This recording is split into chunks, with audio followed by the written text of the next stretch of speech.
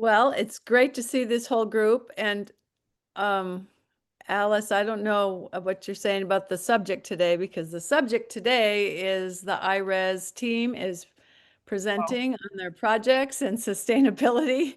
This is the second week they've been prepared, so we're excited today to hear from them. At least a student's journey, and then Jason and Renee on their research and work, and possibly Indigenous Correspondence Program if we have time. Um, so let's just dive into that. And when we're done, I want to keep like 5 minutes or so to take care of some other business. Um, but this meeting is exploring sustainability. We're hearing about some of our wonderful projects, and um, we look forward to some discussion about what sustainability means to you and how Native FEWS can support you um, as partners as we move forward. So I will just turn it over to Ben and Myra are both here, and let's get started. All right. Well, we'll get started. I have to leave early today, but hopefully we can get through most of this. Um, I have a few slides here. Can you all see them? Cool, cool. I'm just going to start with an overview, refresher on what the program is, and then I know, Kathy, you had some questions that you kind of posed to us, so I took a stab at trying to answer those, and then we can have maybe discussion about it. And um, yeah, but it was good to see a lot of people at ACES as well. So good to see you all here too. Um, and then, hi, Myra. I don't know if Myra, you want to introduce yourself? Hi, everybody. My name is Mayra Vargas. I'm a project manager here in the Division of Undergraduate Education. I plan the A Student's Journey program. Cool, cool. So just an overview of what ASJ is. Um, just like high level overview. It's a experiential learning program, internship based program for students that are um, enrolled at tribal colleges that are interested in transferring to a 4-year university. Students go through, they apply in the fall and winter and are accepted in the spring, and they go through monthly workshops in the spring.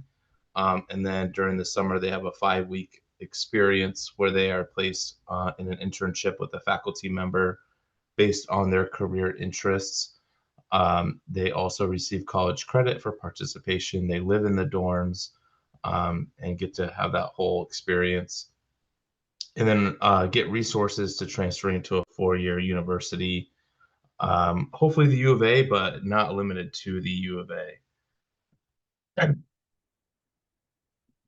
And just an overview, and Danny's probably like, oh my God, we just presented, these are the same slides from ACES. So, or a modified version. So if you came to our ACES presentation, you've seen a bit of this.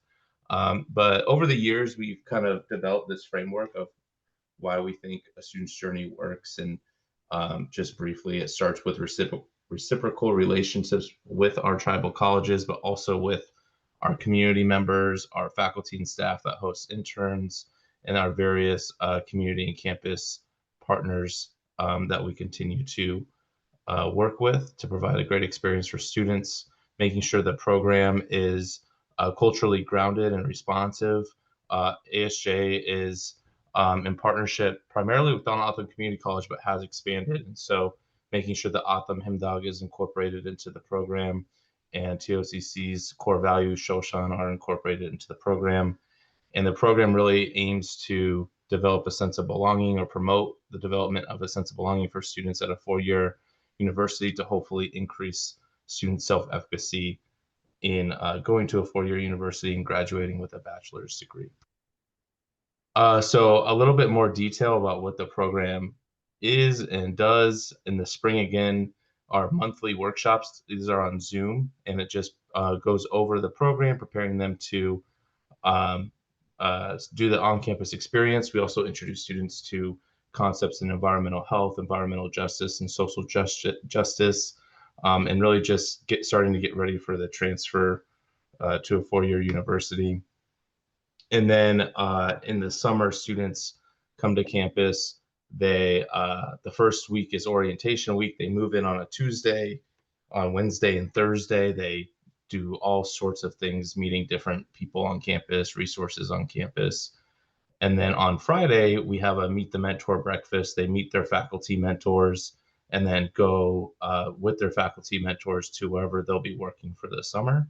And then weeks 2 through 5, they have internships most days during the week. And then one day a week, we have seminar. And then we also have social nights and talking circle evenings.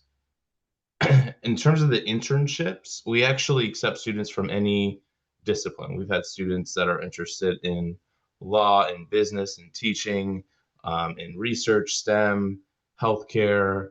It really doesn't matter, environmental science. And what we do is no matter what you're interested in, how does environment play a role in what you're doing? And that's their project that they work on throughout the summer and tying that in. Um, and this is just an example. And what we always tell students, we're not limited to this. Whatever you're interested in, we'll find an internship that's related to what you're interested in.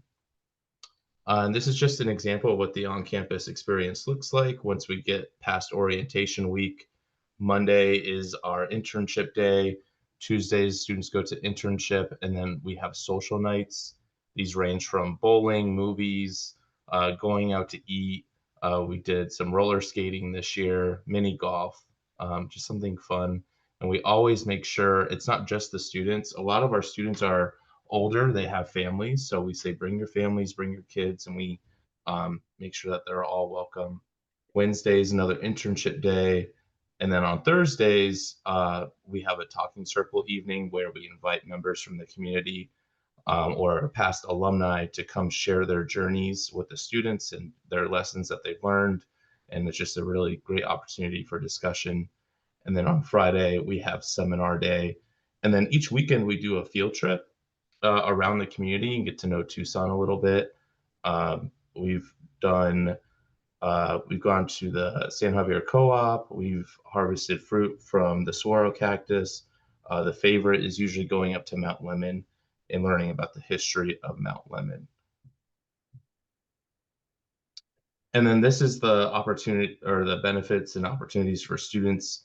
They have the internship experience. They receive 3 units of college credit. We have social events.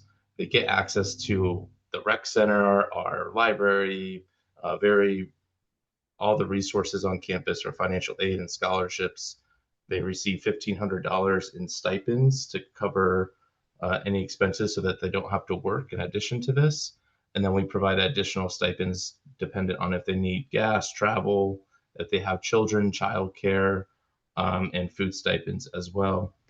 And then most students live in the dorms, but if students come with families, we've been getting Airbnb so that their families can come with them to Tucson for this experience.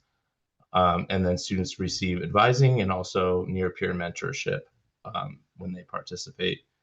And we do take students to conferences. We try to help them after the program as well and stay connected. Students speak at the program. We've hired a few students and alumni to work for the program. And we're just continuing to try to be a resource in their lives after the program and through transfer.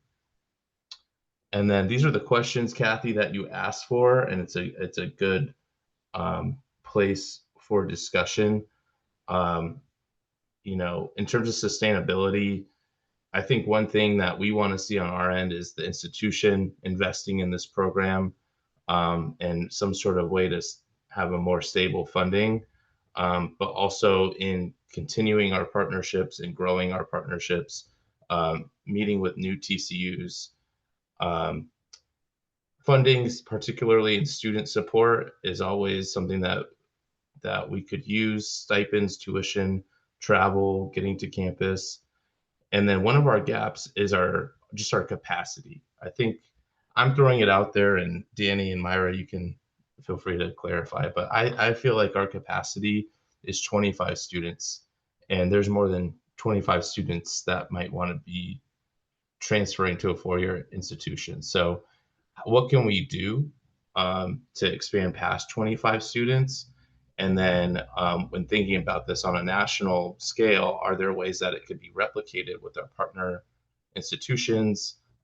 Usually students want to stay closer to home. So can this be replicated in the Northwest, on the East Coast, anything like that? And then really just continuing to communicate with our partners. And then when we seek funding with our partners, where are our common needs that we can seek funding around? So that's a good place for discussion. I don't really have good answers, Kathy, but it might be a good place to start.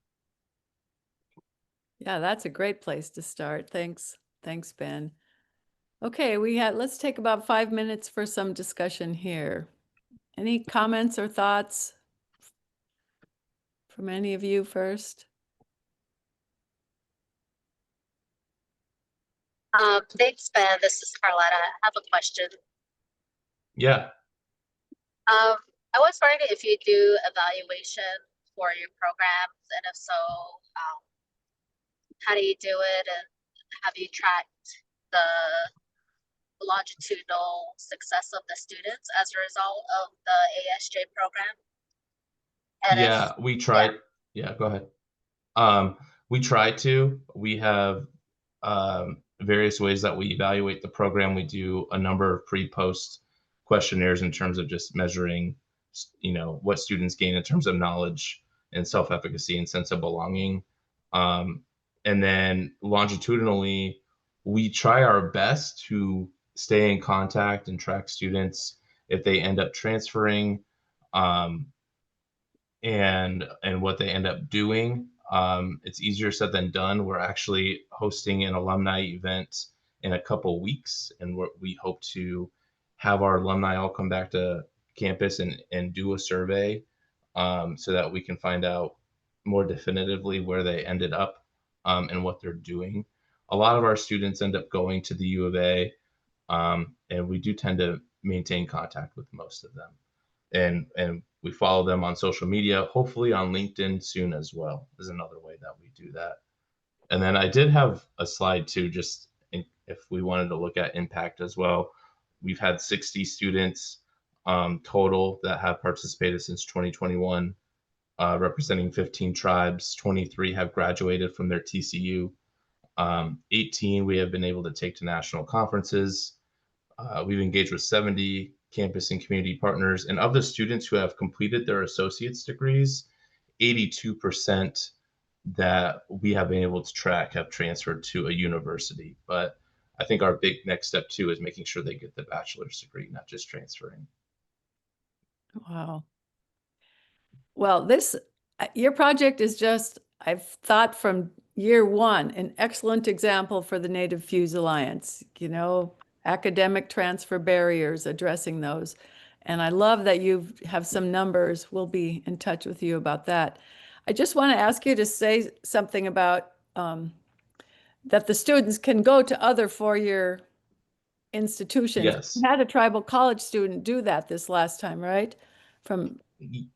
Yeah, a lot of students end up, well, I think most probably go to the U of A, but we've had students go to Northern Arizona, Northwest Indian College. I think we've had a student at ASU, and then Hallie, I think, is staying at Turtle Mountain, and one student is going to go to Haskell this year.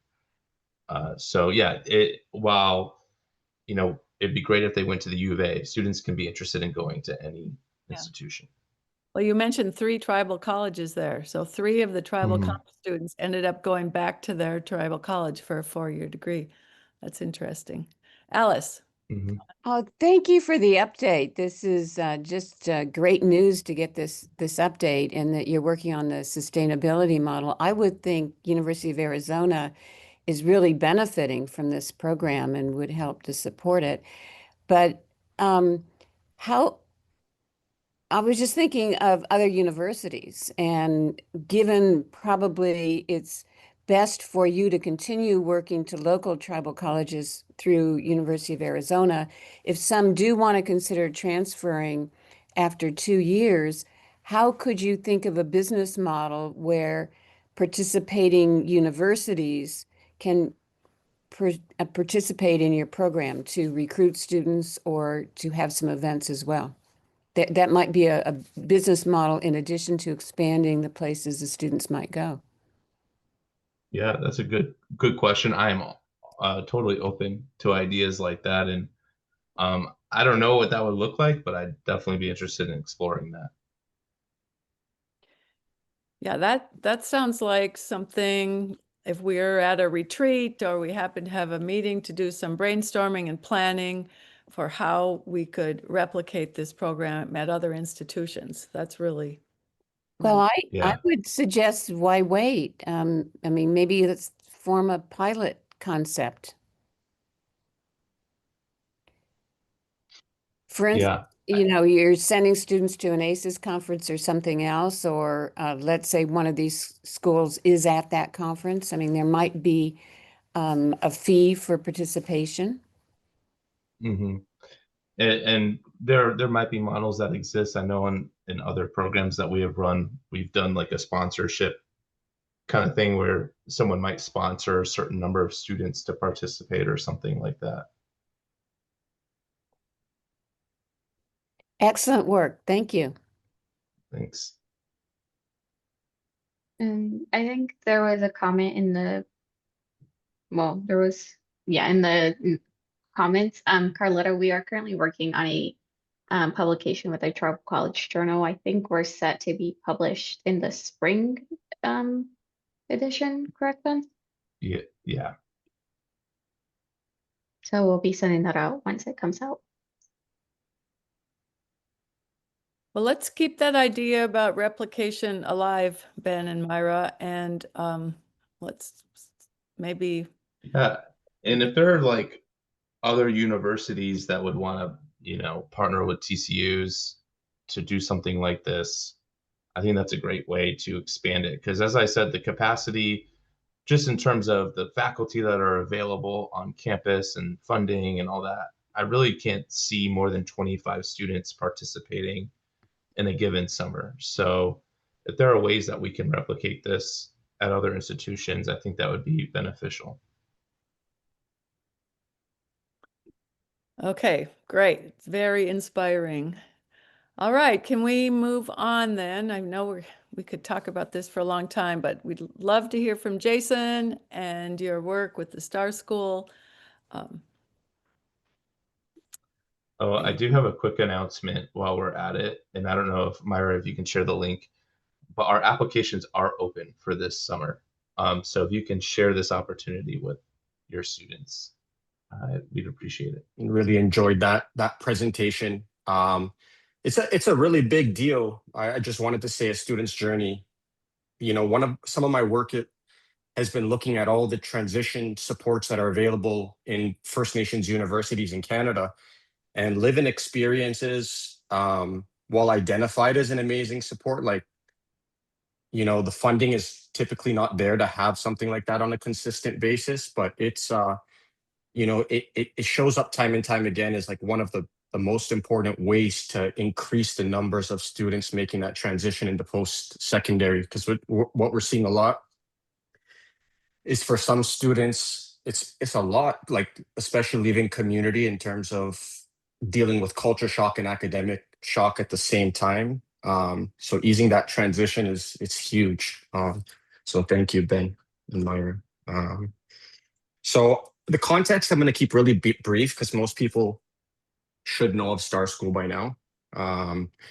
So it's located very close to Flagstaff and very uniquely positioned because it's just off of Navajo Nation. So it's a charter school and follows Arizona state standards and curriculum. So all the testing and whatnot aligns with that. And so it's an off-grid school and provides a place-based education. Now, some of what you hear in terms of the model that I'm sharing, I can't speak for Star School in the present context. What I'm referring to is the alumni who are speaking are all 18 or over. So it is very possible that the education that they received is very different in a current context. But one thing that really comes up a lot in speaking with Star School alumni, very shocking. how when you ask alumni, how many over and over repeat that the four core values are integral to how they live their lives on a daily basis. How much time the school spent not just having these as, as a mantra or something that's just like posted on the school, but how much work went into looking at these four core values throughout the everyday experience at Star School. And so that's something that really comes out very strongly. And so, yeah, that's a little bit just about providing the context. So the purpose of the study, couple things: understanding long-term educational, cultural, and career impacts, identifying key supports and challenges alumni experienced, and documenting replicable practices for Indigenous community schools. So approach and methods. Ideally, I'm thinking it's going to take about 15 to 20 interviews to reach saturation. We've done 10 so far. I really maxed out in terms of my outreach. It's a little bit tricky when you're not close to the school. In the past, doing work in schools, I found it a lot easier because your presence can make a huge difference. So it is quite far from where we're located, but put out a new flyer, and Jeannie is been very helpful in distributing that again last week. And she said, if we don't get the exact amount of people, we're going to start doing the outreach ourselves, because we do know the families and we do know alumni. So that's been great. And just on an ongoing basis with the data, looking at transcripts, creating summaries, coding them for themes, sub-themes, and really picking out some really neat and awesome quotes. And once we have all the data, we'll be able to create that thematic synthesis and just look at some of the emerging themes. So just a very brief overview. I tried to put this together of some of the common themes that we're seeing come out of speaking to alumni. So we have a lot to do with cultural identity and belonging, festivals, protocols, school calendars that align with ceremony, bilingual language programs, the academic experience. Students really speak highly of that small discussion-based class, those small discussion-based classes, individualized teacher support, and just teachers being able to identify student needs very well. And so you see a lot with strong support systems in the form of teacher-student bonds, community as family, and lasting peer friendships. So that's something time and time again that really stood out, is how many people still maintain contact with people that they met at Star School. And they kind of bring that up as almost like a joke, like they can't live their daily lives without, having that's Star School experience come back time and time again. A lot about environmental stewardship in the form of gardening, learning about renewable energy, and land-based learning. Very, very diverse life trajectories amongst alumni. We have some in film, military, education, trades, media, marketing. Students really, they're just being huge diversity amongst these trajectories. Now, one of the recurring challenges that I heard about throughout my time so far, and I know we're not done yet, but one of the key challenges being the transition to mainstream high schools from Star School. And we look at, like, when we talk about a student's journey, yes, we're looking at like the high school to post-secondary, but from an elementary to high school standpoint, it's became very clear that there's a lack of transitional support. Even, it seems like there's a lack of alignment in the sense that when students are attending school, they're consistently talking about the fact that it seemed school seemed a lot harder. They weren't used to the concepts being taught. They had a very difficult time adjusting. But on the flip side, you hear about a lot of students at Star School talking about how in the mainstreams, their experiences at Star School were foreign to these to students in the mainstream system. So things like going out into community on a regular basis, spending so much time outside, they considered these really amazing aspects of their daily experience. Just a couple quotes I threw in. We started each day in circle, greeting each other in Navajo. I still use my Navajo introduction today. Harvest festivals taught us to give back to the land. I would love to meet Tom Thomas. He came up on such a consistent basis as someone who just went above and beyond for the students. It just comes up.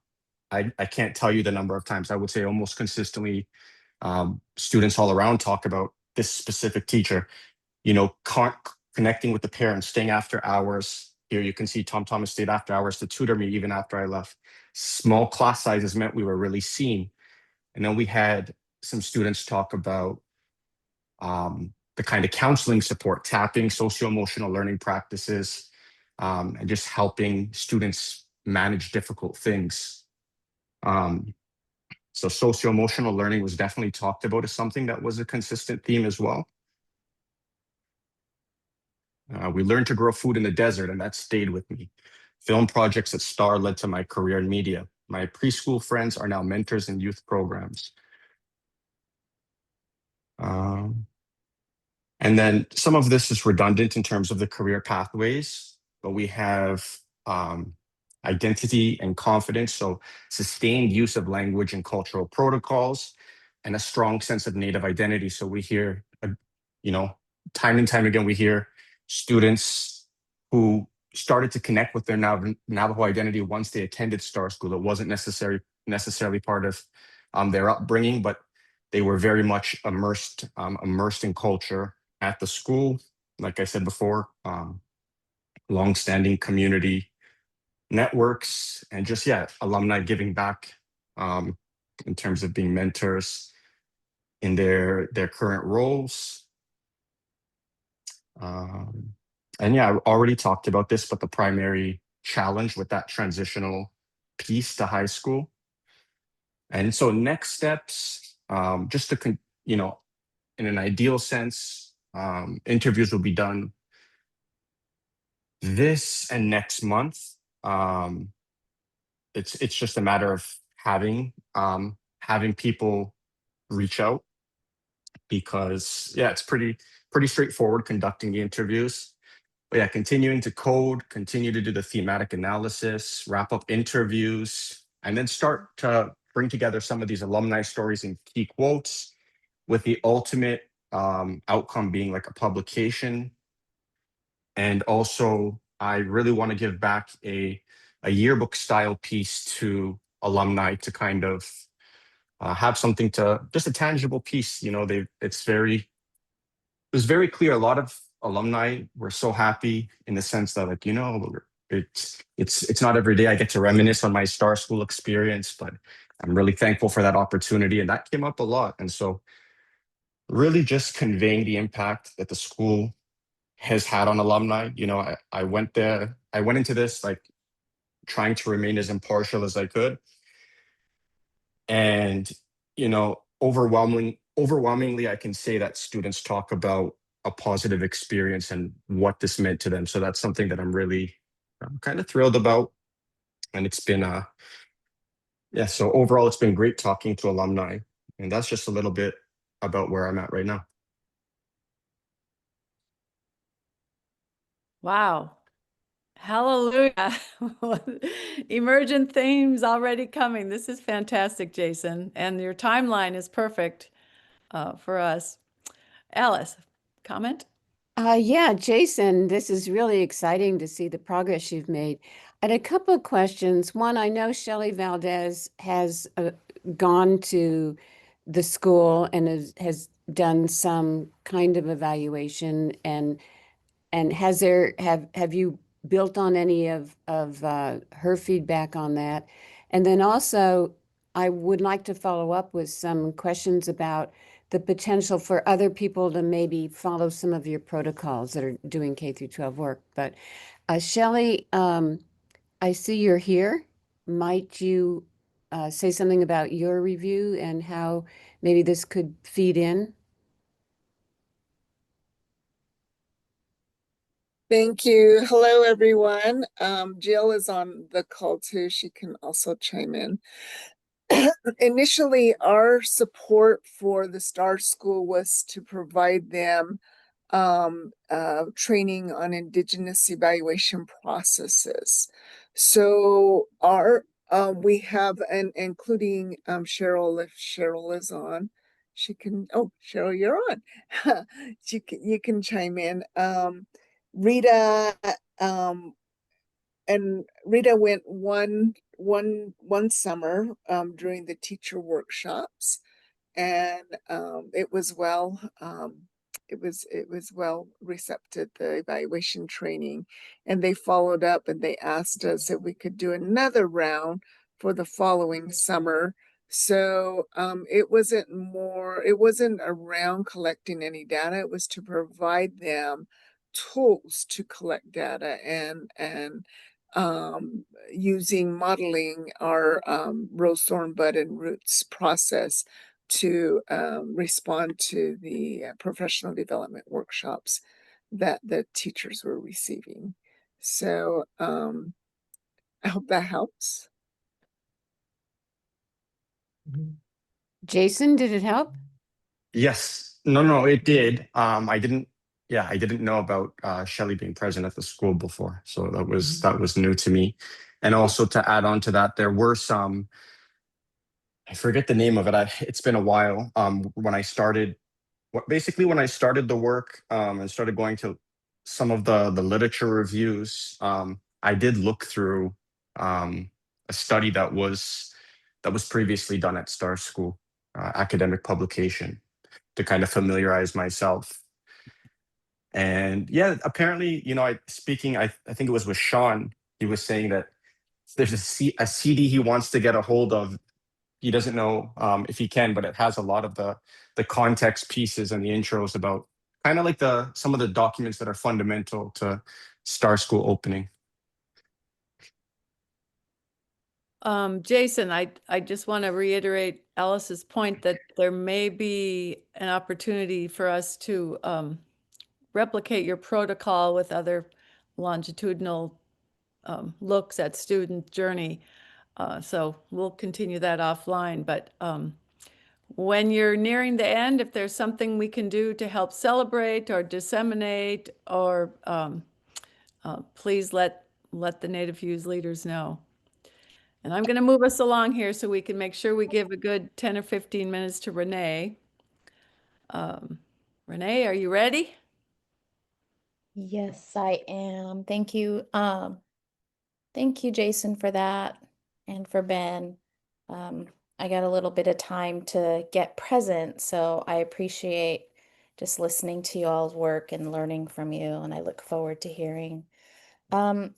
I am actually I'm going to set a timer for myself. I just want to share next week on the 21st, October 21st, I'll be presenting this same presentation to Navajo Nation. So in a way, you all are my first. Now I was ready last week, but today's the day. So you all are going to be my first to get to practice. So you guys can give me some pointers and some tips if you have questions or maybe would like to make some suggestions. That'll be appreciated. So bear with me as I get to getting my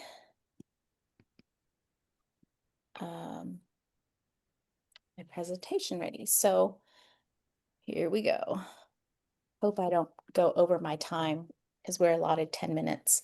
But thank you, everyone. The name of my proposed research study is the socioeconomic and health impacts of coal mining.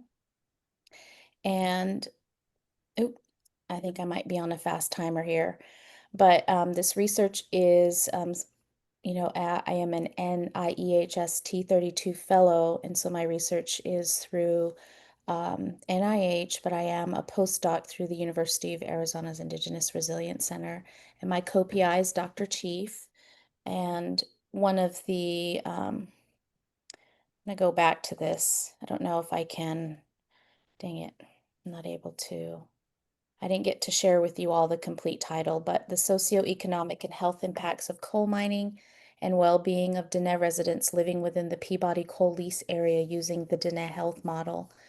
This is an ongoing study that, or maybe not ongoing, but just an issue, a pressing area and region within Navajo Nation.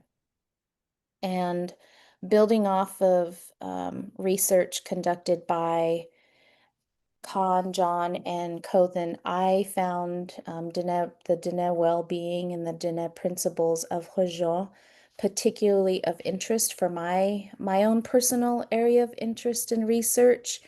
And for those of you who are familiar, the research that they conducted back in 2015, 10 years ago, was of particular for me personally because I am Dene, but also just thinking about what it means to be a part of a nation that has the principles of Hojong.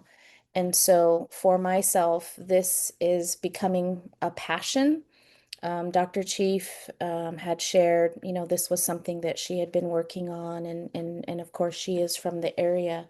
But for me personally, as a Dene researcher, I do also practice the principles of reciprocity and relationships, the relationality that we learned from Sean Wilson. And the people of Zilligene actually will be the people who own this research. And so any and all information and data that's gathered and will be gathered will and does belong to them. The study and purpose, the research designs to understand the socioeconomic and health impacts of coal mining on Dene residents in the Black Mesa region.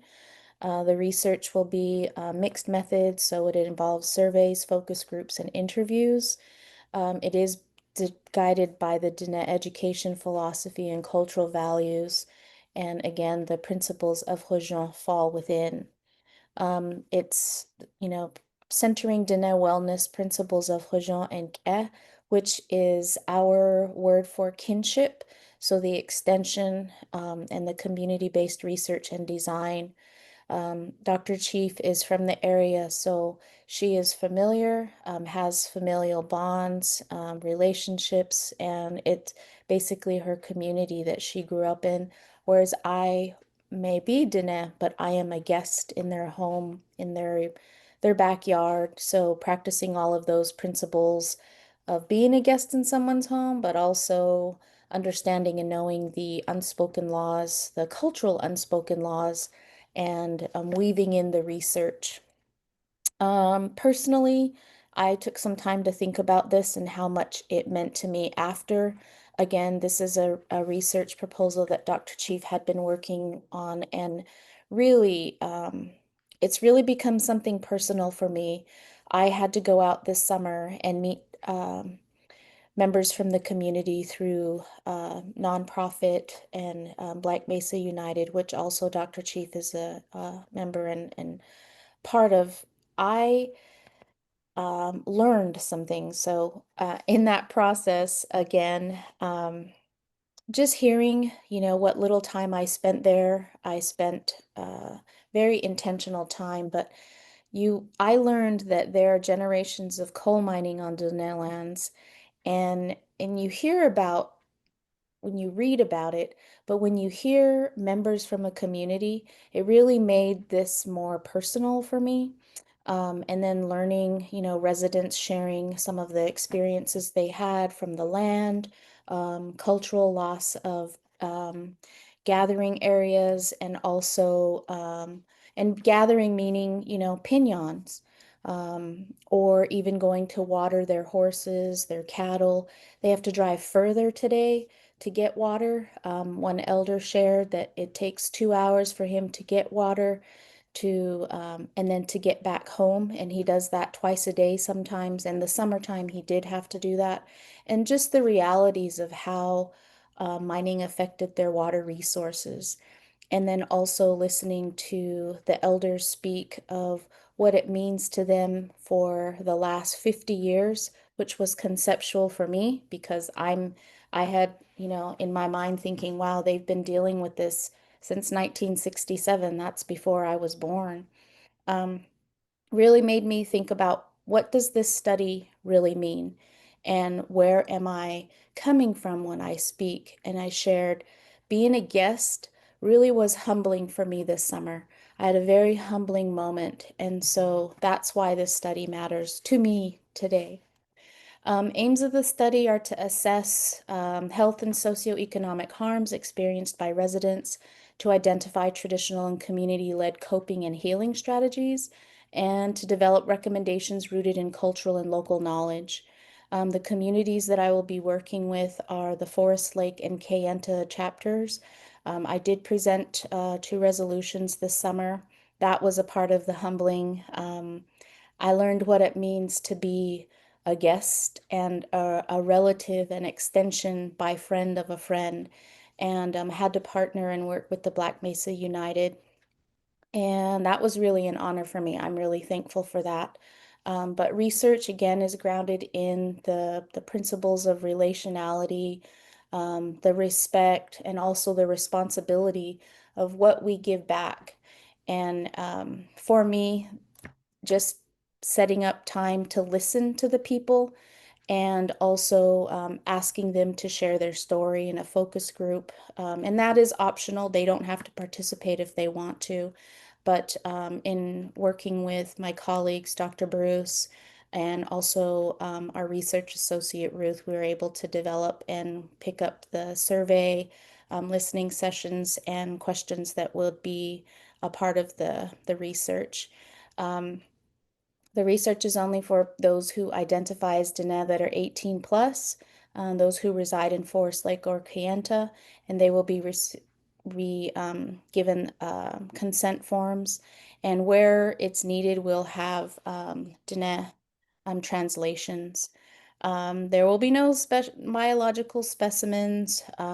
Conversations, if they become emotional, will follow the protocols that are needed. But if at any time they feel like they don't want to speak, they won't have to. And audio recordings would be by permission only. This is the stage that I'm at. I have submitted to the university, and to next week we'll be presenting to Navajo Nation, but I am following cultural protocols and chapter governance throughout. This is a brief view of my timeline. I am about 1 month behind. I learned some things last month, and I think it really is something to practice what you preach, and learning about Diné Hojin philosophy through Dr. Chief has been very helpful. I'm still learning, and I think learning is a lifelong experience, but this is a process that I am following. One of the things that I hope to, create here are some research impacts, community-generated evidence, and record of Diné wellness, and possible foundations for future policy and wellness programs and advocacy. I will be sending out information through the chapters, following presentations and dialogues from any of the communities where asked, and also to just follow cultural research and university research protocols. The works that I'm citing and following, these are what I'm following, and if there are more that will come up, I'll add those too. But if you have any questions, please let me know. I just want to say thank you for this time, and yeah.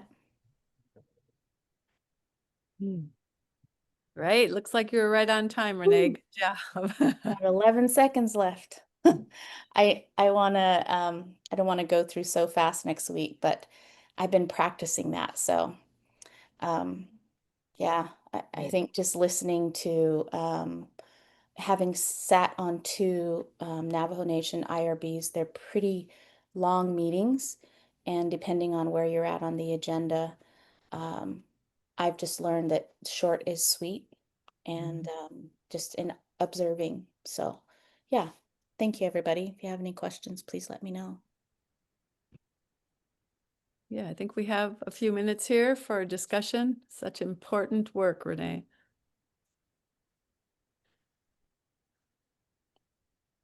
Hearing none. You're still a part of the Native FEWS Alliance? Are you? Yes. How are you? Okay. Yes.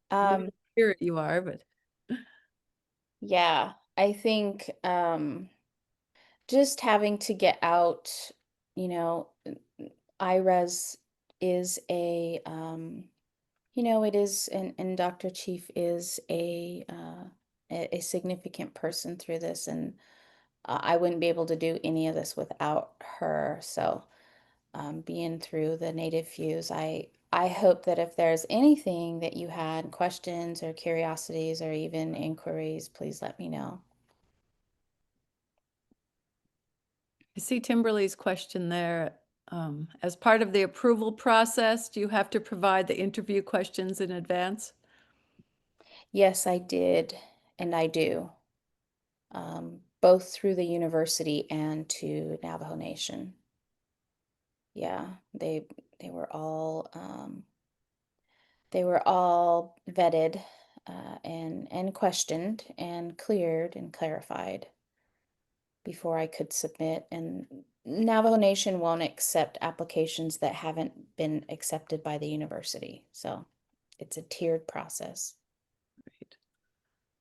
Any other? Thank you, Renee. I just wanted to chime in to further explain the Navajo IRB process. The Navajo Nation has a research code, it's in their travel code. And so Renee had to go to the chapter house. Chapter house is a local government entity, kind of like a city council, and to request to be on the agenda, which is presented at a planning meeting. And then once they approve for her to be on the agenda, then she goes to the regular chapter meeting, which is consisting of all members within the community. So she did that twice. So that means those were 4 meetings and a lot of planning, communications, calls, emails, just to do those 2 chapters. And then impressively, to my great surprise, she also got a Western Council resolution, which there are 5 agencies on the Navajo Nation, and each agency covers about 20 to 30 chapters. And so to get on that agenda is very difficult, and even to get passing resolution at the agency is very, very difficult. So so when she says all summer, she, basically spent a month in a residency with the Black Mesa United leadership, going around to all these different communities.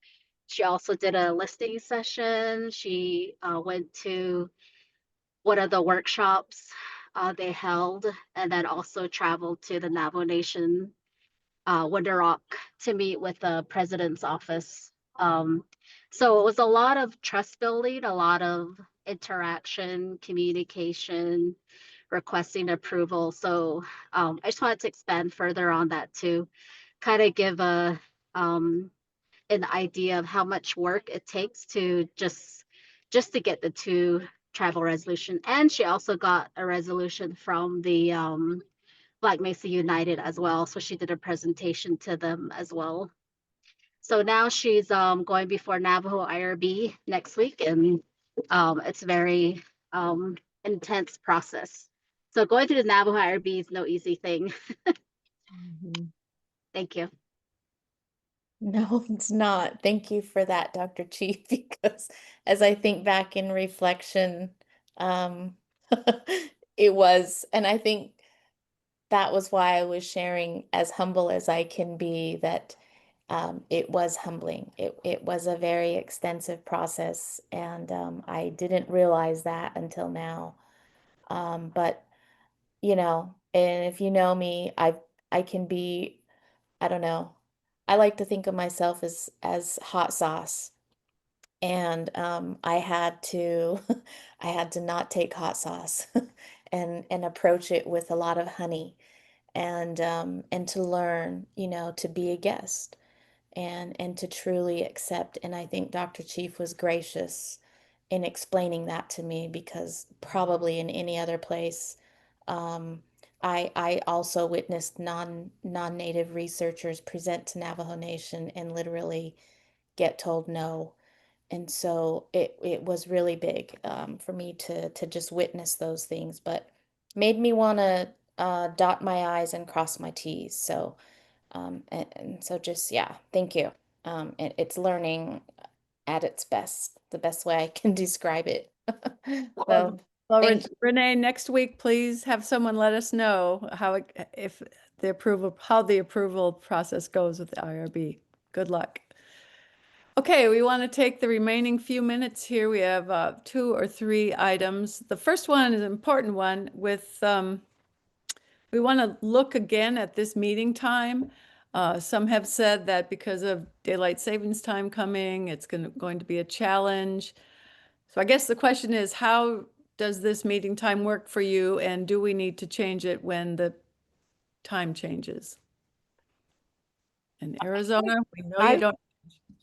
I would think it'd be difficult for people on the East Coast or other time zones. It must be pretty late for most people. It's always a challenge to change the time, but I can imagine that it is difficult for some people. I mentioned that I have a conflict with the class that ends just before, but if it's, so I don't know if you want to start shuffling. It's only 2 meetings, I think, because it starts November 10. So the time changes the week before. So it's November 10, I mean, and the semester ends very soon. So it's basically just November.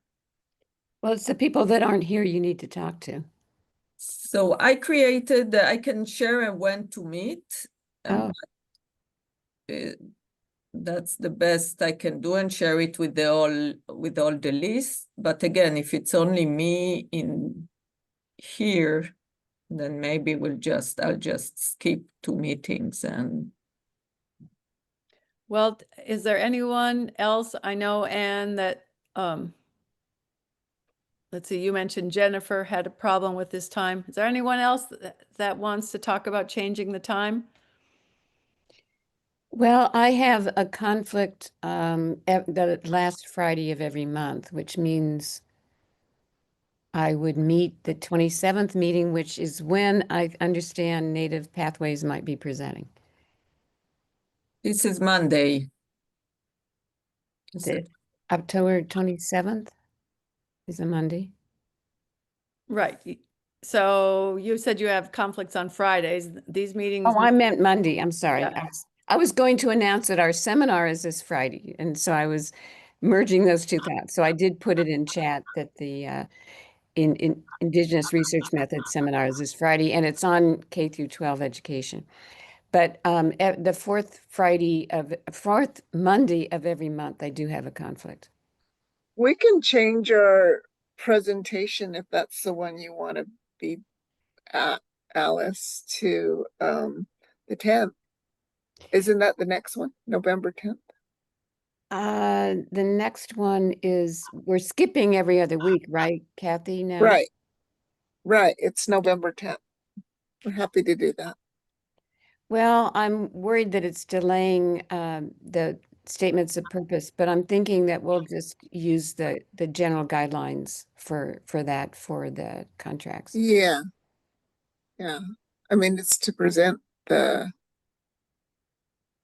we're going to present the REM, the final, our evaluation presentation. Everyone will be, sorry to derail us a little bit, but it'll be on presenting the final outcomes of the REM. And we haven't had opportunity to do that. And then our evaluation plan, specific areas. Best Okay. evaluation. So we'll do that the next leadership meeting on October 27th. Yeah, unless you want to change it to the November No, I 10th. think we should have it done as soon as possible. Okay. Okay, that's what we'll do in our next meeting. Unless we hear anything else, Yale, it sounds like maybe we'll keep this meeting time. Yeah. This fall. And there are 4 meetings left. So evaluation team on the next one, we'll have 3 left after that. Happy to discuss what our focus should be for those 3 meetings if anyone wants to contact me privately, as we've finished our hour here. Okay, wonderful. How inspiring to hear those presentations. We'll see you all in a couple weeks.